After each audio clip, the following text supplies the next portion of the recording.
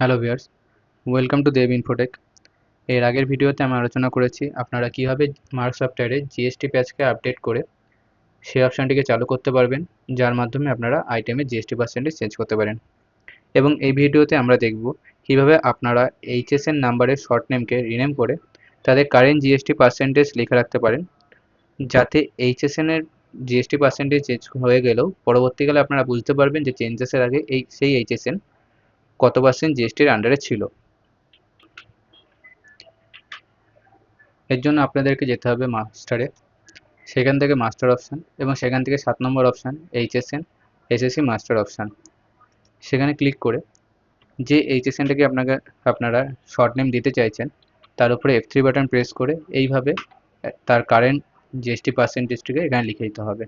দিয়ে এন্টার করে আপনারা এটাকে সেভ করে নেবেন। নিলেই কি হবে, এই এইচএসএন এর শর্ট নেমে এই জিএসটি পার্সেন্টেজ থেকে যাবে এবং এর পরবর্তীকালে যত এইচএসএন পার্সেন্টেজ চেঞ্জ হোক, তাও আপনারা বুঝতে পারবেন যে এর জিএসটি পার্সেন্টেজ এর আগে কত ছিল। এবং এই প্রসেস ইউজে বা চেঞ্জেসে আপনাদের যদি কোনো প্রবলেম হয়, আপনারা আমাদের কাস্টমার কেয়ার নাম্বার 8017523232 তে কল করেও সার্ভিস নিতে পারেন। Thank you.